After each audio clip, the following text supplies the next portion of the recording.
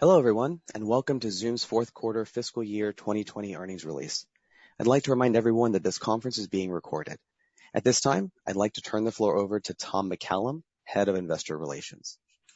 Thank you, Matt. Hello, everyone, and welcome to Zoom's earnings webinar for the fourth quarter and full fiscal year 2020. Joining me today will be Zoom's founder and CEO, Eric Yuan, and Zoom's CFO, Kelly Steckelberg. Our earnings press release was issued today after the market closed and may be downloaded from the investor relations page on the zoom.com website. Also on this page, you'll be able to find a copy of today's prepared remarks and a slide deck with financial highlights that, along with our earnings release, include a reconciliation of GAAP to non-GAAP financial results. During this call, we will make forward-looking statements about future financial performance and other future events or trends, including guidance. These statements are only predictions that are based on what we believe today, and actual results may differ materially. These forward-looking statements are subject to the risks and other factors that could affect our performance and financial results, and which we discuss in detail in our filings with the SEC, including today's earnings press release and our latest 10-Q. Zoom assumes no obligation to update any forward-looking statements we may make on today's webinar. And with that, let me turn it over to Eric. Thank you, Tom. Thank you, and welcome everyone joining us on the Zoom video webinar. At Zoom, we strive to empower our customers to accomplish more with our video-first unified communications platform. Our success toward achieving this goal is evident in our results, with the fourth quarter capping off a strong year for Zoom, our first year as a public company. Kelly will discuss our Q4 results and outlook in detail in a moment. So let me give you a few key highlights for the full year. For FY20, we delivered a unique combination of high revenue, profitability, and free cash flow growth. Revenue grew 88% to $623 million, and we exited Q4 at an annualized run rate of $750 million. We achieved non-GAAP operating margin of 14.2%, up over 900 basis points year over year. We generated a free cash flow of $114 million for the full year, up 397% year over year. This is our fourth straight year of positive free cash flow and non-GAAP operating income. Our customer metrics were also impressive for FY20, including 86% growth year over year for customers with $100,000 of trailing 12 months revenue. We also recently celebrated the 1-year anniversary of the launch of Zoom Phone, a key component of the Zoom unified communications platform that has significantly expanded our TAM. Zoom Phone had an incredible start, and we are very excited about the continued momentum of the offering. Here are just a few of the key metrics to demonstrate some of the Zoom Phone accomplishments we had this past year. First, we are grateful to have existing customers who trust us, and new customers who have looked to Zoom Phone to resolve their telephone challenges. These factors enable us to close Zoom Phone deals with approximately 2,900 customers who have more than 10 employees. Second, we exited the year with a run rate of 230 million Zoom Phone minutes. Zoom Phone is a great opportunity to expand our footprint with existing customers and drive new logos for companies looking to modernize away from legacy PBX systems. Now, let me discuss a few of our happy customers. We are thrilled to welcome Johnson & Johnson, the world's largest and most broadly based healthcare company, to the Zoom family. We are grateful that Johnson & Johnson chose Zoom to help modernize and consolidate on a unified communications platform with approximately 60,000 Zoom meeting users. As a global company, they wanted a solution that would enable them to communicate reliably around the world, including growing regions in Asia. Thank you, Johnson & Johnson. I also want to thank VMware for trusting Zoom. VMware has been providing all employees globally access to Zoom meetings and a digital workspace, and will soon utilize a large deployment of Zoom Phone. The easy single sign access to Zoom from any device is enabled to leverage the VMware Workspace ONE platform, allowing employees to access all the applications they need from their device of choice while ensuring security and compliance. Together with Zoom, VMware Workspace ONE helps businesses support their distributed workforces by enabling a remote-first culture. Thank you, VMware. Moving to a few recent business highlights. First, in the 2020 Gartner Peer Insights Customer's Choice Award for Meeting Solutions, Zoom received the top overall rating in the Voice of the Customers category. Zoom was the only company to achieve Customer's Choice Awards for meeting solutions serving all listed regions, company sizes, and industry verticals. Second, Okta published their annual Business at Work 2020 report, a premier study of how organizations and people are using technology in the enterprise. The report highlighted Zoom as a preferred video application, posting 876% growth in the Okta network over the past 3 years. Zoom is the only company to earn the distinction of being both the fastest growing and most popular app. Third, we announced an expansion of our global channel partner program to add new partnerships with industry-leading master agents for Zoom Phone.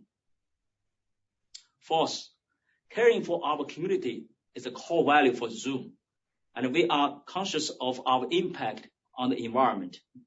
We proudly announced our top 10 Green Leaders customers, who were estimated to avoid the most carbon dioxide emissions by replacing in-person meetings with Zoom video meetings.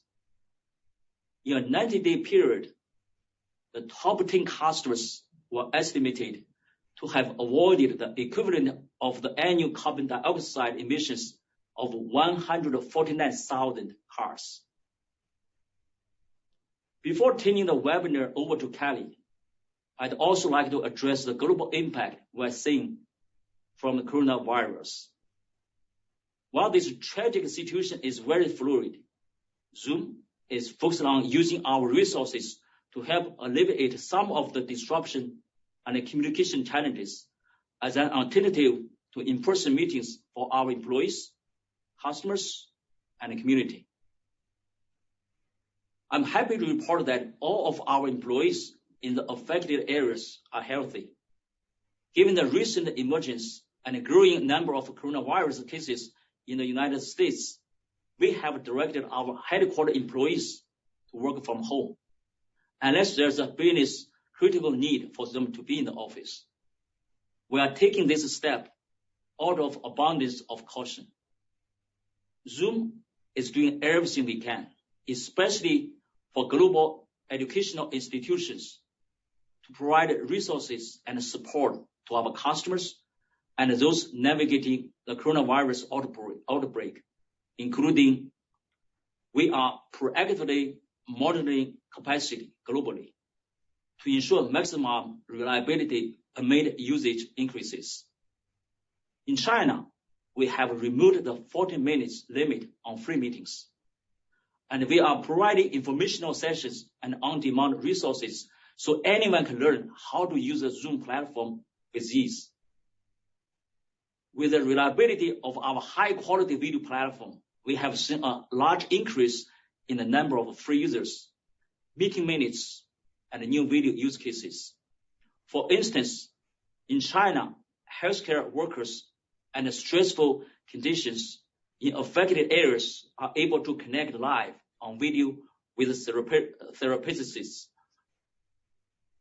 In closing, I'd like to thank the over 2,500 Zoom employees who are building Zoom into a great company through caring for our customers, community, company, teammates, and themselves. As we remain focused on creating a culture built around happiness and caring, I know we will position Zoom for future success. With that, let me turn things over to Kelly. Thank you, Eric. And hello, everyone. Let me start by reviewing our financial results for Q4, then discussing our outlook for Q1 and the full year of FY21. As Eric said, Q4 was a strong end to the year. We delivered another amazing quarter with continued traction for all offerings across all major geographies. For Q4 specifically, total revenue grew 78% year over year to $188 million. This top-line result exceeded the high end of our guidance range by $12 million due to our strong sales execution in the quarter. We delivered our Zoom Meetings, Rooms, and Phone solutions to new accounts while driving major expansions with existing customers.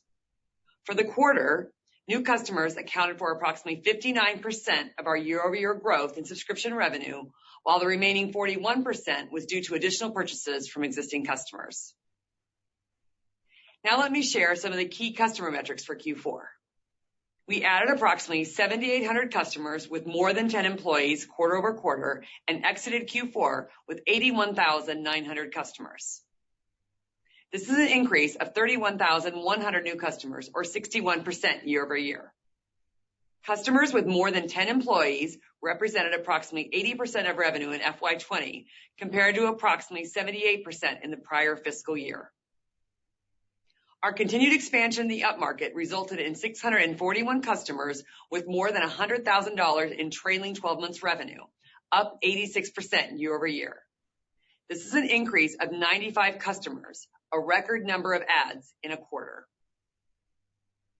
The high level of satisfaction and trust customers have in Zoom was evident in our net dollar expansion rate that was over 130% for the 7th consecutive quarter, and our net promoter score, which remained above 70 in Q4. Next, international expansion outpaced the high rate of growth in America's revenue. In Q4, our combined APAC and EMEA revenue grew 84% year over year and represented approximately 20% of revenue. Revenue from the Americas was up 77% year over year and represented approximately 80% of revenue. International expansion will continue to be one of our key growth initiatives in FY21 and beyond.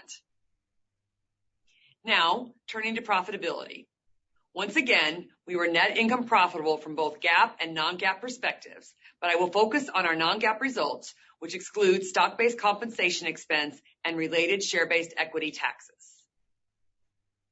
Non-GAAP gross margin in the fourth quarter was 84.2%, compared to 82.1% in Q4 last year and 82.9% last quarter. This result was driven by the strong sales execution in the quarter and lower seasonal audio usage in Q4 due to the extended holiday season.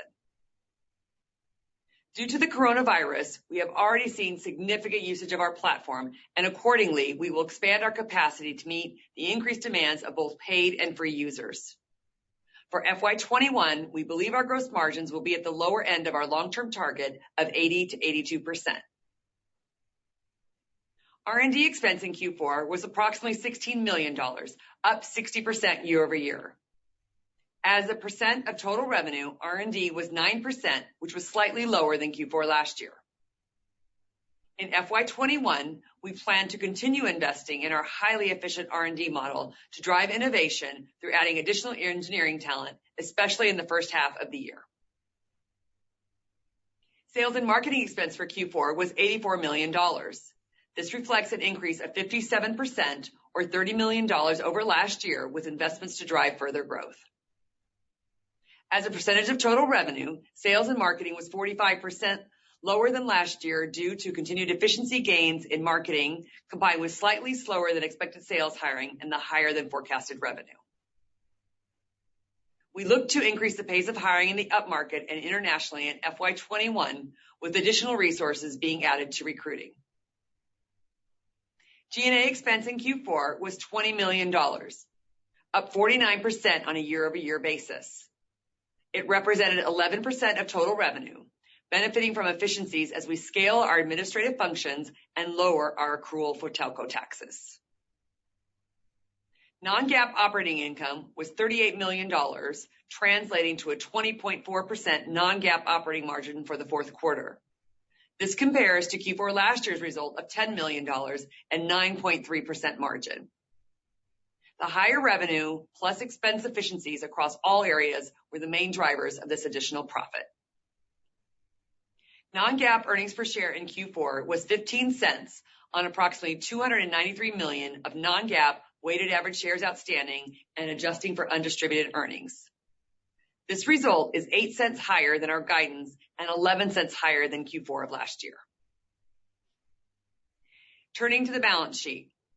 Deferred revenue at the end of the quarter was $231 million, up 83% year over year. Looking at both our billed and unbilled contracts, our remaining performance obligations, or RPO, totaled approximately $604 million, up 94% from $312 million last year. We expect to recognize approximately 62%, or $375 million of the total RPO as revenue over the next 12 months, as compared to 67%, or $208 million in Q4 of last year. This is a result of the mix shift between our current RPO, which grew 81% year over year, while non-current RPO grew 120% year over year as we closed longer-term deals. The RPO results also reflect some expected seasonality benefits in Q4 due to our semi-annual quotas in the upmarket segment of our business. We ended Q4 with approximately $855 million in cash, cash equivalents, and marketable securities, excluding restricted cash. In Q4, operating cash flow was $37 million, up from $16 million, or 129% year over year. Free cash flow was $27 million, up from $6 million, or 368% year over year. As we previously discussed, these results reflect the use of cash for the purchase of shares via the employee stock purchase plan. Starting in FY21, we expect the cadence of benefits from contributions to the ESPP to occur in Q1 and Q3, and net outflows from purchases to occur in Q2 and Q4. Now, turning to guidance. We are pleased to provide a strong outlook for the full year FY21 based on our view of the current business environment, our ability to gain market share, and with the momentum we built in FY20. For the full year of FY21, we expect revenue to be in the range of $905 to $915 million, which would be approximately 45 to 47% year-over-year growth. Non-GAAP operating income is expected to be in the range of $110 to $120 million. We expect to deliver non-GAAP earnings per share of 42 to 45 cents for the full year FY21, based on approximately 301 million shares outstanding. For the first quarter, we expect revenue in the range of $199 to $201 million. We expect non-GAAP operating income to be in the range of $25 to $27 million. Our outlook for non-GAAP earnings per share is 10 cents, based on approximately 297 million shares outstanding.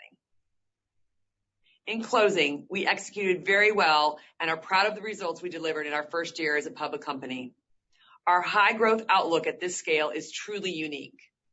Given our ROI-focused business model, we continue to deliver a rare combination of strong profitability and free cash flow margins along with top-line growth. I would also like to thank the entire Zoom team for their hard work this past year and look forward to achieving additional market share gains and growth as we deliver happiness to our customers with our unified communications platform. With that, let's open it up for questions. If you have not yet enabled your video, please do so now for the interactive portion of this meeting. Matt, please queue up our first question. Our first question is from Nikolay Belyov from Bank of America Merrill Lynch. Hi, thanks for taking my questions and congratulations on solid results here. And I just wanted to thank Zoom for playing an important role in dealing with the tragedy with this virus. My first question is for Eric. This virus situation, this virus tragedy, do you feel like it's elevating the customer conversations and it's leading to better appreciation of your business model? Do you think like it's maybe a permanent elevation of spending intentions, or it's a temporary thing? And question for you, Kelly, did you see impact from the virus in Q4 results, maybe in billings and RPO? And how did you incorporate any potential positive impact on the business in the guidance? And Nikolai, that's a great question. First of all, I like your voice background. Where are you now? So you don't want to know where I'm now. I think first of all, I don't think that's temporary. The reason why is, in terms of experience about using the video conference like Zoom, look at the companies in Silicon Valley, like InVision, Zapier, or GitLab, it's great companies. They do not have a single physical office. You really understand how to enable remote workers to work together. However, if you look at the companies in other parts of the world, or maybe, outside of California, quite often we need to tell them video is the future of communication. You need to enable video, and we need to explain that. But given this coronavirus, I think over the night, almost everybody really understand they needed tools like this. This will dramatically change the landscape. I truly believe in the future, everybody will turn on to video for the remote workers for the collaboration. In terms of our results, Nikolai, for Q4, we did not see any impact directly related to coronavirus. And as a reminder, we have definitely seen an uptick in usage, but a lot of that is on the free side. So it's very early to tell whether or not that's going to convert long-term into paying customers. As we mentioned, we are seeing impact and have continued to build capacity to ensure that we can support this increased usage. So we are seeing impact on our gross margins, which is why we're guiding you to the lower end of our range for next year. Yeah, so by the way, I ever mentioned to some of my friends, if I start over the company, we're not going to have a single physical office. A lot of people, as I mentioned, are you crazy? Now I realize that's reality now. Got it. Thank you, guys. Thank you. Thank you, Nikolai. Next question, please, Matt. Next question is from Bhavin Suri with William Blair. Hey, guys. Thanks for taking my question. I want to touch a little bit on the vertical sales effort. You've talked a lot, Eric, about sort of the adoption of Zoom taking hold on a vertical by vertical basis. Just strategies you think about the verticals, strategy on the sales force, the go-to-market, and then the applications you're integrating. How do you think about that given sort of the increasing presence in enterprise? Yeah, so that's a great question. So when we started, we do not know which vertical market we are going to focus on. Unfortunately, we saw quite a few, high-end customers who deployed Zoom. Stanford Continuing Studies Group was our first paid customer. And that's why our first vertical market is high-ed. And several years ago, we found a great use case, which is healthcare customers, because they are looking for a solution because we talk about telemedicine, telehealth for a long time, but there's no good solution until they found Zoom. And we also HIPAA compliance, the product experience, integration with Epic. I think that's very, very important, vertical market. Also, at the same time, we also, last year, we got a federal rep certificate. We also expanded into the public sector market, right? By focusing on enterprise, healthcare, public sectors, and then also, I think later last year, we also expanded into the financial institutions. I think all those vertical market use cases are a little bit different, but our functionality, our feature flexibility can truly help them. That's helpful. And I want to touch a little bit more sort of then strategically, if we take a step back. We've talked a lot about convergence, and you've discussed this in the past, you've discussed in calls, but it's convergence, video, voice, we've talked about that. We know collaboration is a piece, and again, you're partnered there. But as you think about this idea of remote, disconnected people, all of it ties into collaboration. How do we communicate? How do we collaborate in Word, documents, PowerPoints, whatever you're using? And you think about Zoom's place today, it's video. Sure, there's the Zoom phone. But if I was to fast forward, do you think ultimately that collaboration space converges? And where do you guys end up sitting in terms of the content piece? I'd love to understand how you think about the content part of the collaboration piece, not video and voice content, obviously, but we're talking about the data piece. How do you think about that? And I know you're going to say partnership, but I'm talking 10 years out as opposed to, say, the near term. I think for the foreseeable future and video and voice, unified communication, that's a huge market, right? $40 billion market. I think we are going to be very busy, right? Especially for enterprise migrate to the cloud, video voice will be converted into one service. We are going to laser focus on video voice, but at the same time, we also build a platform. Our marketplace, there are already over 200 applications. We would like to integrate, partner with other collaboration vendors with a focus on the content, like Dropbox, like Box, like Okta or Microsoft. I think that's a way, right? Customer, they are looking for the best breed service, right? When it comes to video and voice, I think that's our game. All right. Thank you. Congratulations. Thank you. Thanks, Pavan. Next question, please, Matt. Our next question is from Sterling Auty with JP Morgan. Yeah, thanks. Hi, guys. So with the surge in free users, are you actually developing programs that will work on conversion of these, potentially temporary free users into permanent paid users? Yeah, that's a great question. First of all, we all feel sorry about those who suffered from a coronavirus in China and all over the world. We're so grateful to those doctors for helping the world to deal with the coronavirus.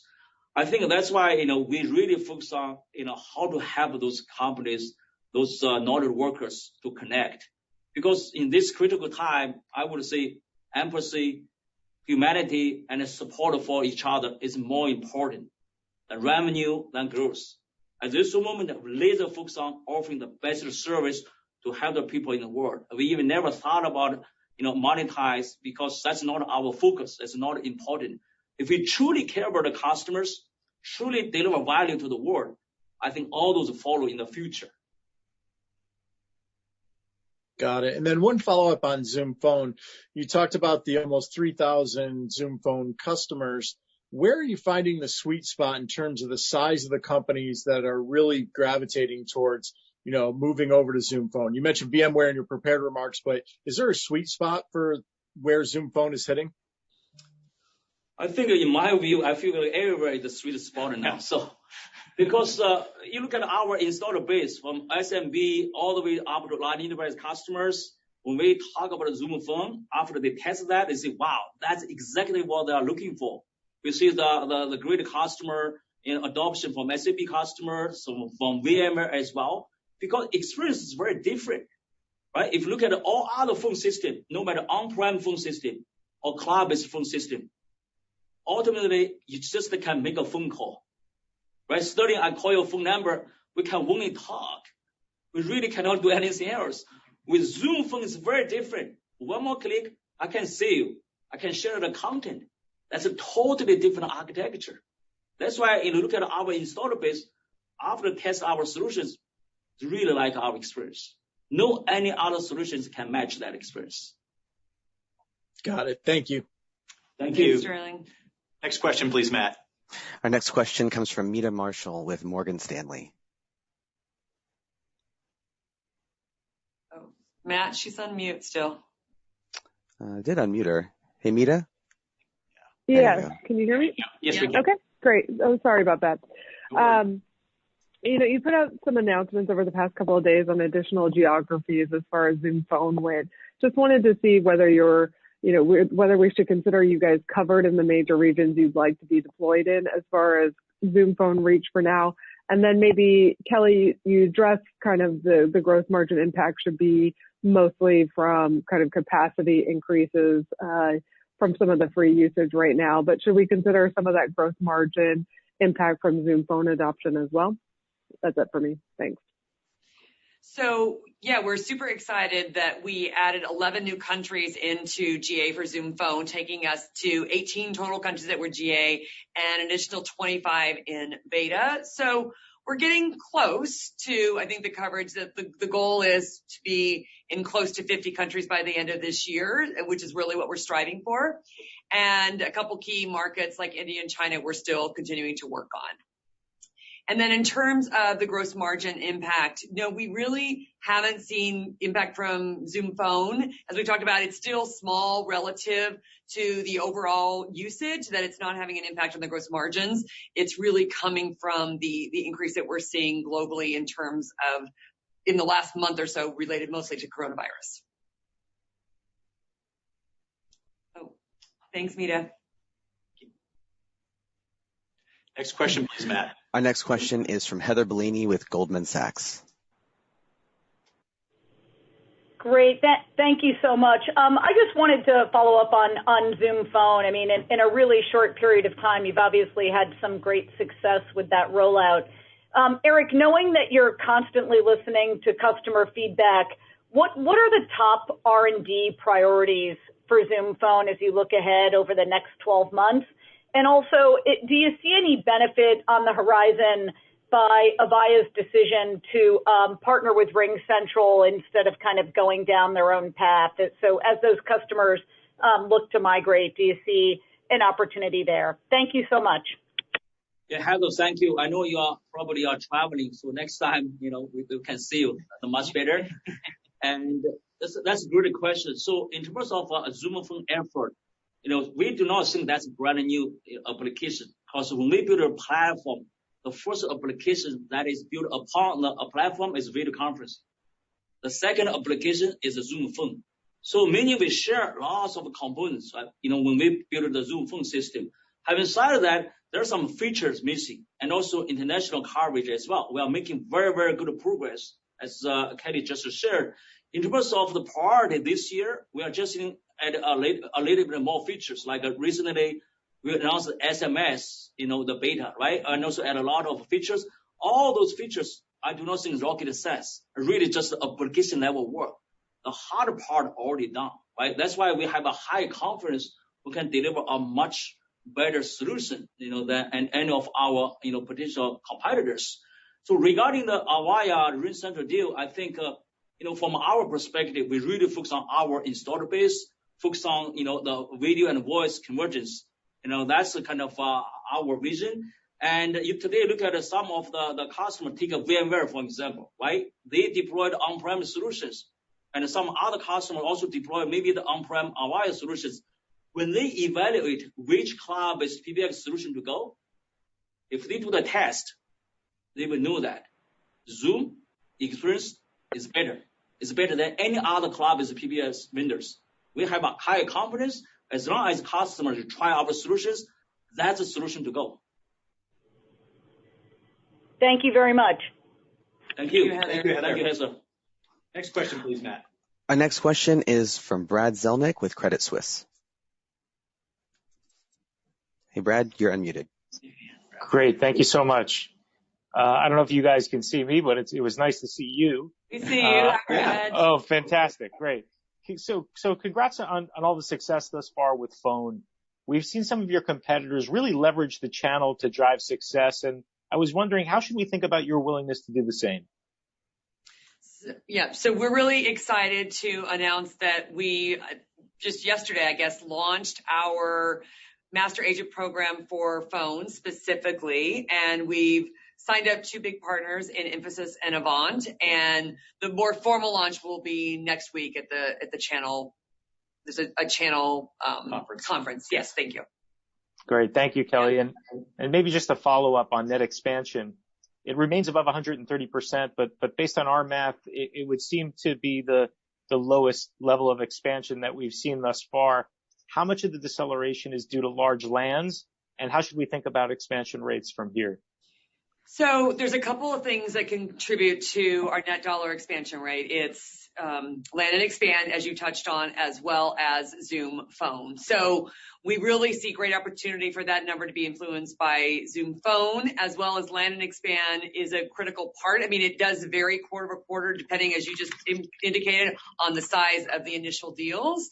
But we're confident for the long term that it'll stay at above 130. Great. Thanks so much. Congrats. Thank you. Thank you, Brad. Next question, please, Matt. Our next question is from Tom Roderick with Stifel.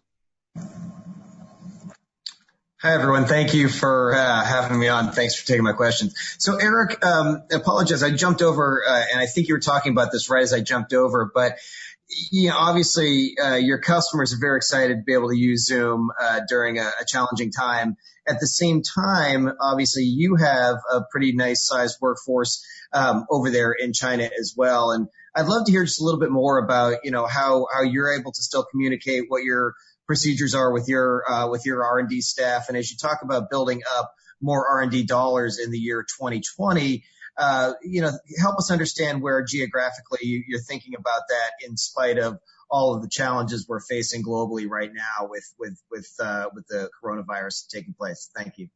Yeah, it's a great question. So you look at our R&D, resources, the core R&D are here in our headquarters in San Jose. And we also have a team and in China. And because I managed a WebEx engineer team before, I'm very familiar with that process, how to manage the offshore team. Having said that, actually, we are using Zoom video every day. So meaning every engineers, anytime, anywhere they can work. For sure, have a security process, right? And we are already familiar with remote working, the practice for a long, long time. During the coronavirus, a lot of other business, they have to work at home. I think quite often we got a feedback, they really do not know how to do that. But we know how. That's why, over the past several weeks, now most of them are already back to work. Over the past several weeks, when they, went back to home to work, there's no any impact whatsoever because they already know how to do that, right? And here we also did not see any impact. We still working together with our team. For sure, we all know how to use Zoom, right? I think, the impact to us is very minimum. And plus, this year and next 2 years, I think we are going to hire more and more resources here, for the new services, a lot of artificial intelligence features and the core capabilities, because the core IP R&D is still developed here. So that's why, we further expand our R&D team here in our headquarters this year, and also for the foreseeable future as well. Great. And a quick follow-up for you, Eric, just in thinking about, you've been doing this a long time. You've seen a number of these sort of disruptive moments in tech. This is clearly a disruptive moment in the global economy. When you think about your conversations with your biggest customers out there, how are they talking about the way that they want to expand with their key partners over the next 1 or 2 or 3 years? And do you think of this as an opportunity to really sort of shift some of those into a big digital transformation as they sort of reevaluate how they spend their money coming out of the back end of this whole situation? Yeah, that's a good question. So by the way, today we also have our annual analyst meetings as well. And in addition to talking with our customers, I think, your observation is right on. I think this is a very critical moment. So meaning, I think more and more businesses, they are going to leverage video conferencing service like Zoom, to drive productivity. No matter where those employees are, they still want to get a job done. However, when it comes to video conferencing, the key is that you have to make it work anytime, anywhere with any device. Otherwise, they are not going to use it. And because of this coronavirus, a lot of businesses either have remote employees.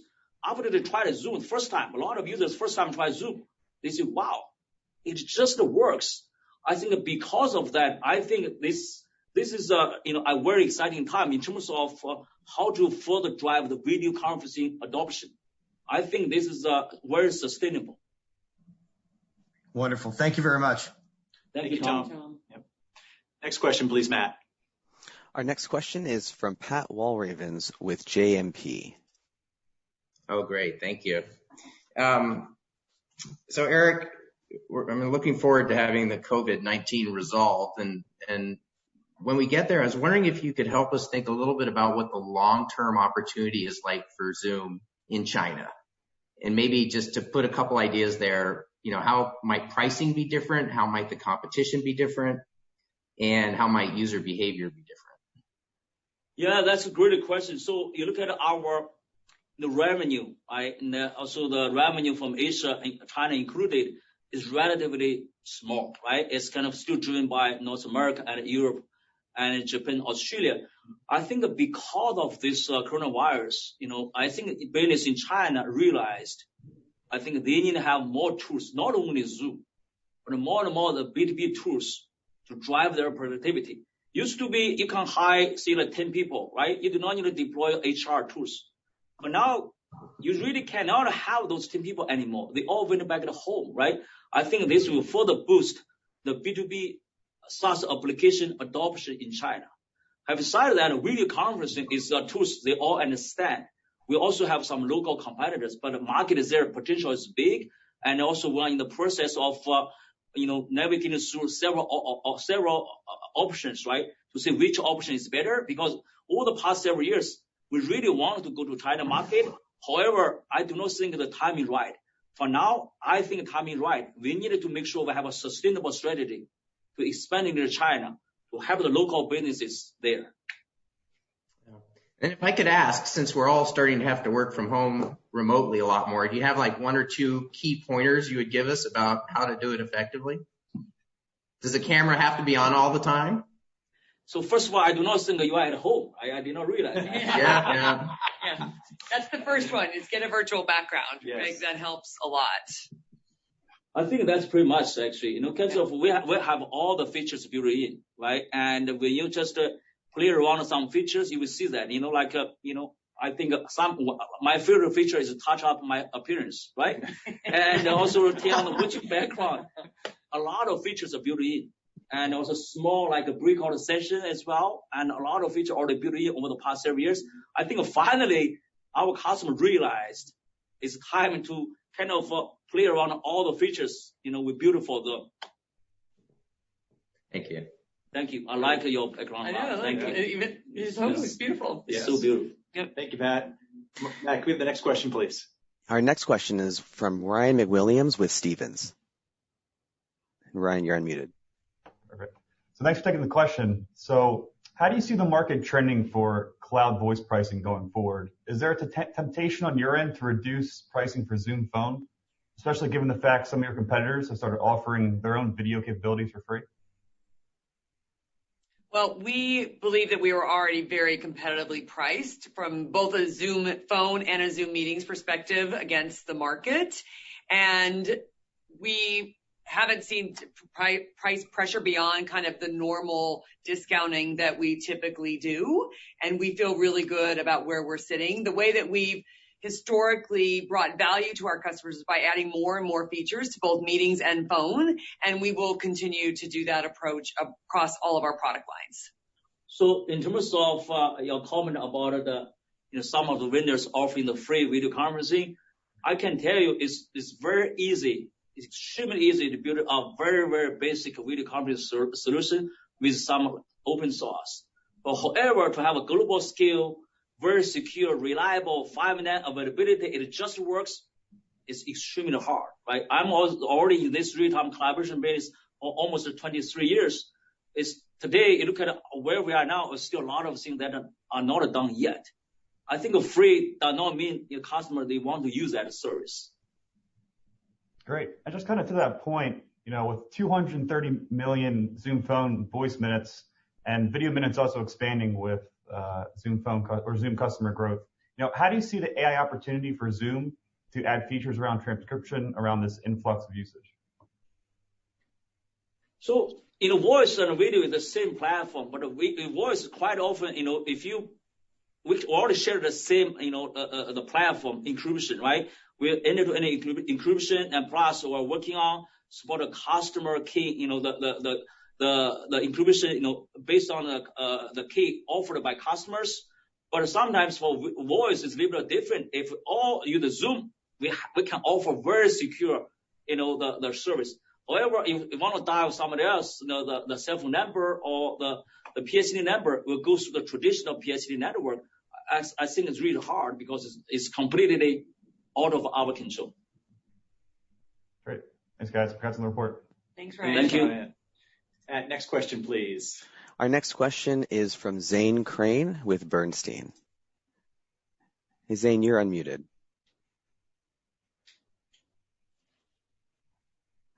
All right, we'll come back to Zane. Okay, great. All right, next question is from Will Power with Baird. Great, thanks. I guess first question is, as we think about, the coronavirus, impacts, any color you can provide in terms of, the geographic, spread of traffic, how much of the traffic increase was in China versus in other geographies. And I'd love to hear anything more on, some of the more unique use cases you've seen. Yeah, I can start. Feel free to chime in, Kylie. I think over the past several weeks, first of all, we see the very, very big jump, from users in China. And the good news, we have a very flexible the backend architecture. We can auto scale our servers. That's why, within the several days, and we add a lot of capacity. And, really focus on the product experience. The customer, they are very, very happy. And also afterwards, we see the usage, not only for China, for Vietnam, for Singapore, for Japan, all followed over the past several weeks. Essentially, I think look at the APAC, almost every country usage jumped a lot. And since last week, we see the usage from Europe and here as well. It's kind of for take the turn to see the usage jump. I think in terms of use cases, we talked about the doctors getting therapy. We also, of course, see lots of educational institutions that have stopped either study abroad programs or having all of their students, study from home, as well as we've seen a few of our customers here that have already moved to, requiring their employees to work from home as well. And so we're seeing an increase in that sense. And virtual events too. Oh yeah, lots of virtual events. That's true. Yeah, one use case and service, we also not only do we offer the video meetings, we also offer the video webinar platform. It's pretty powerful. And the city of Wuhan, right, they have tens of thousands of doctors for a long time there, and depression, anxiety, and the Tsinghua University, the #1 university in China, also with some other psychologists, they use Zoom and to train the doctors there. As a great use case, and really made those doctors in Wuhan very, very happy. Okay, and then if I could just give one question in on Zoom Phone, as you look across the broader unified communication space, there seems to be increased interest with bundling contact center. I wonder if you look at your 2,900 customers, any comments as to how many are taking contact center? How do you think about the partnership model there long term versus having your own platform? Yeah, you're right on. So we focus on our core video and voice capability in terms of contact center. I think it's very different market from our perspective. However, from a customer perspective, they like to have very seamless integration. That's why we partner with Five9 and also InContact, Twilio, and Genesys. And specifically about Five9, the CEO Robin is a great leader, really understand collaboration, and the two teams work together very well. And like Zoom, we also use our video conference, our Zoom phone system. We also deploy Five9, and the solution works very well. I think the huge opportunity between Zoom and Five9. So ultimately, we want to partner with other contact center solutions. Okay, thank you all. Great, thanks, Will. Thanks, Will. Next question, please, Matt. Next question, we're going to go back to Zane. Is from Zane Crane with Bernstein. Yes, can you hear me?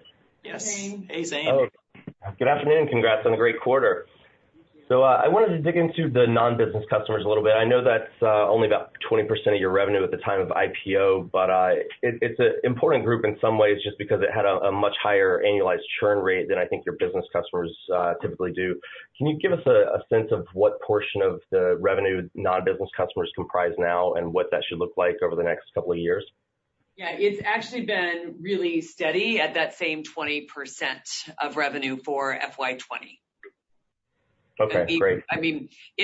I think over time, as we continue to focus more and more on the up market, we'll see that overall percentage decrease, but it's been pretty steady and consistent over the last year. And just to follow up to that, have the renewal rates, the contract renewal rates, either on a customer or dollar basis, changed over the last year? I know you talked about the net expansion rate, but before including upsell and seat expansion, how should we think about the trend for just contract renewals? Yeah, we haven't seen any change. It's been pretty consistent. It's holding pretty steady. Got it. Okay, great. Well, thanks very much, and congrats on a great quarter. Yeah, thanks, Zane. Thank you, Zane. Thank you. Next question, please, Matt. Our next question comes from Alex Zukin with RBC. Hey, guys. Thanks for taking my question. Congratulations on another very successful quarter.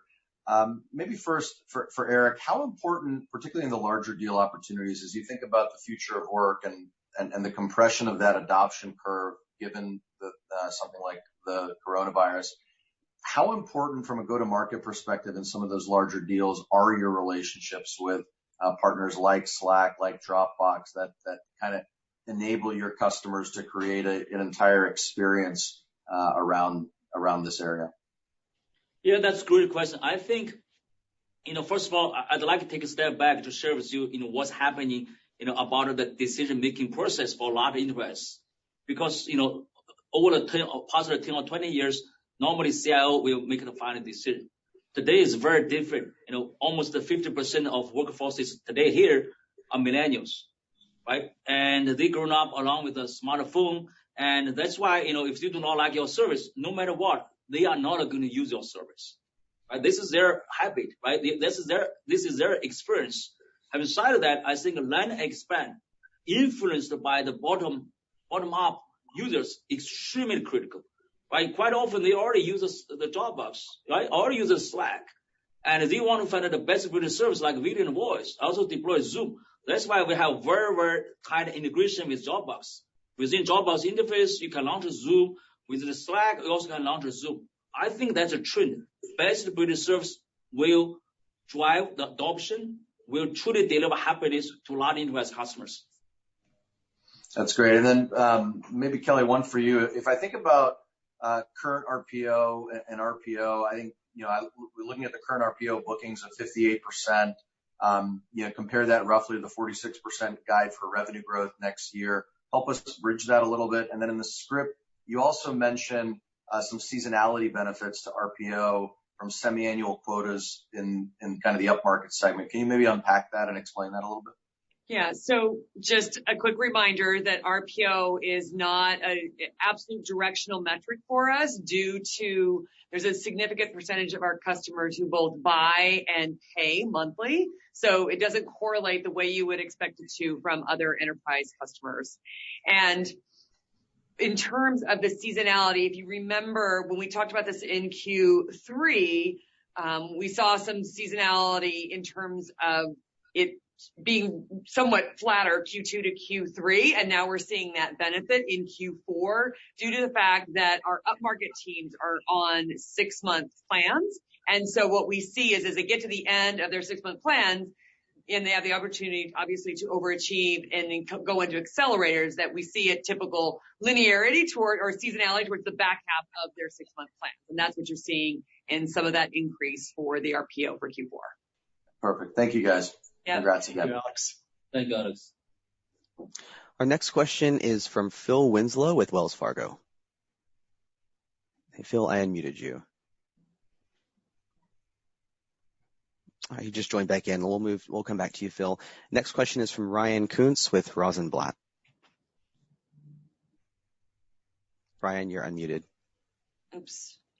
Ryan, do you have your phone on mute? There it is. Hi, guys. Thanks. And hi. Congrats on a great quarter. Thank you. So as you look at your video seats, you're winning. Can you estimate the percentage that are defections from other platforms versus greenfield wins? And then in the broader picture, are you seeing changes in the competitive landscape kind of given your increasing market leadership there? I think you look at the Okta report, right? Over the past several years, and Zoom is becoming the most popular video conference applications.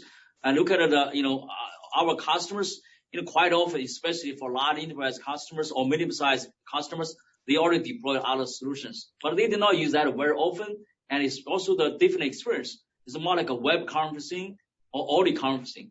And Zoom is a true video first, the solution. And that's why, they all want to switch to Zoom. It's not like, from one solution to other solution. I believe this is a totally different service, and we are in a different category because more like a Tesla car and other cars, they're all cars, they're totally separated, different category. That's why I think from that perspective, I would say every customer, no matter which other solution they are using today, that's a greenfield, right? That's our experience. Yeah. Great. Thanks, Eric. Thank you, Ryan. Thank you, Ryan. All right, we're going to go back to Phil Winslow. So our next question is from Phil Winslow with Wells Fargo. Hey guys, congrats on a great quarter. Just wanted to focus in on Zoom Phone. Obviously, you guys continue to see great traction there. And I remember when you first launched it, you said, hey, it would take a while to get some of these bigger, your customer wins knocked down. But it seems like you've done that. Would you think about just sort of the functionality, of the offering? Is it sort of the 80-20 rule where you've got 80% of what you need, to actually knock down some of these big accounts? And the 20% is just for maybe let's say a small percentage of the base. Maybe help us think about sort of where the functionality is right now, how that affects sort of the types of customers you can address, and sort of where you see this going forward. Yeah, so Phil, that's a great question. So maybe I'd like to share with you a little bit analogy about what's going on in the smartphone industry, right? So the first time I saw the BlackBerry, I know that all the feature phone, that era is over. All those feature phones die because the BlackBerry does offer something no any other feature phone can offer, which is the email. I fell in love with the BlackBerry for many, many years until I saw the iPhone. When I saw the iPhone, I know BlackBerry is over. Because the reason why they have a marketplace, all kinds of applications, even if the iPhone does not offer some of the functionalities that were already available at BlackBerry, but that's a trend in the future for marketplace. Something similar is happening in the cloud-based PBX market. Now, on the one hand, you are so right. We lack of some of the features. On the other hand, when customers look at our product experience, look at the unified collaborating experience, and with one more click, they can screen share, you can, upgrade it to video call. They say, wow, that's the future. That's something so critical. In terms of other minor features, they know we can add it. That's the reason why I look at iPhone today and versus the BlackBerry. I think that's the same story now. Thank you, Phil. Matt, can we have the next question, please? Yes, our next and final question is from Jonathan Keys with Summit Insights Group. Great. Whew. Glad I made it in. Thank you for taking my questions, and I'll add my kudos to your strong numbers. And also commend you for the humanitarian efforts you're making there. My questions are, if you can update us in terms of your partnership with RingCentral, Five9, the partners where you're white label. Basically, any of the partners where they're the lead and to a deal and they bring you in. In the past, you've talked about how that's trending and trending well. If you can update us on that and quantify anything for us, that'd be great. And then I have one other question. Yeah, thank you, Jonathan. Yeah. By the way, we have a very cool feature called a virtual background. If you want to try, okay. I'm still learning it, so I may need help in terms of setting the background. Right now, I have humble home office, so I'm happy to follow up with you, Jonathan. Make sure you can get it. Not a problem. Your IR/IT support, great. Yes, and sales. And sales, okay. Yeah, speaking of partnerships, take Five9 for example. I think this year we'll achieve more because the two teams we enjoy working together, right? So I know Ron very well, is such a great leader. I think more and more customers, they would like to, hey, I want to deploy Zoom Phone, also want to pick up a contact center solution. Five9 is great, the partner, right? And along with some other contact center partners as well. In terms of RingCentral, they were a very good partner over the past several years. And I think they're pretty smart in terms of partnering with the best video service, right? And that's why we built a wide labeling solution for them, which is RingCentral Meetings. That partnership really helped RingCentral, right? In terms of becoming the unified communication, market leader because they have a best, video conferencing service, right? However, I think, from our perspective, and we would like to, really look at our customer and look at what's the best experience we can offer. And as RingCentral over the past several years, they try to build their own video conference solution. I don't know how good that solution is, but we focus on our customer experience. And in terms of revenue from any of our partners, is relatively small, right? And customers, they would like to deploy the unified solution from one vendor from us. Video voice, the same architecture, same experience, and you will see more and more overlap, between Zoom and RingCentral. In particular, after they announced their video conference service, I'm pretty sure that experience is not as good as Zoom. I'm sure. And then, if I can, I guess it's more out of curiosity. You already talked about you have your headquarters employees working from home because of COVID-19. You have most of your sales are direct sales, or field reps, or knocking on doors. I guess, are you seeing a impact there, and are you going to change the strategy there, or is that what you're doing with like channel and getting others to start selling for you? Thank you. I don't think there will have any impact whatsoever. The reason why our sales rep are pretty creative, and we also support a video background. They shoot for a video in the office and use that video background. I even do not know where they are. And seriously, I feel like I'm still in the office. And I would say there's no any impact. Probably even better because you can save the commute time from where they live to office. Probably they should increase the quota for them. Anyway, I'm kidding. I do not know. Okay. All right. Sounds great. Thank you so much. Thank you, Jonathan. Thank you, Jonathan. Take care. Well, Eric, I think that's the last question. Matt, is anyone else out there? That was our last question. Great. Do you want to have some closing remarks and just thank everyone, Eric? Yeah, first of all, thank you all for your time. I really appreciate for your support, and we will do all we can to deliver much better service to serve our customers well. Thank you. Thank you, everyone. Bye, everybody. Thank you. Appreciate it. Thank you.